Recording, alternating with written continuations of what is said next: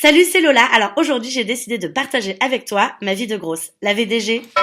Je te préviens, t'es pas préparé, je vais te livrer mon intimité de grosse. Par exemple, quand t'es enceinte et que tu vas à ta première échographie, toi t'as fantasmé un truc. Tu t'es dit on va te mettre un liquide sur le ventre, on va prendre une petite caméra et là tu vas entendre cocon, cocon, cocon. Et ben par exemple, quand t'es grosse, c'est pas ça. On prend la caméra et on te la met dans la chatte. VDG.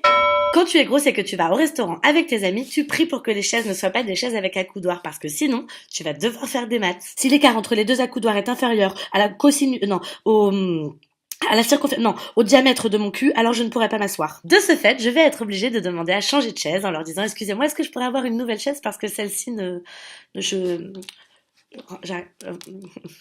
VDG?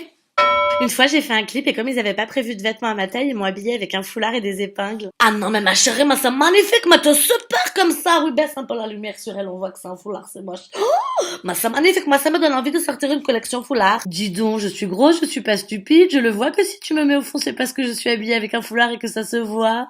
Alors, VDG?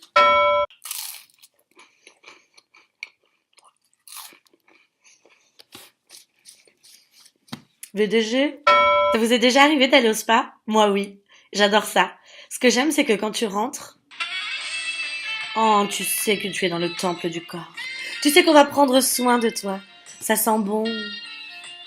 Tu donnes tes vêtements, on te donne ton peignoir, tes chaussons, tu te déshabilles. Et là, ton peignoir. Il est toujours trop petit. VDG?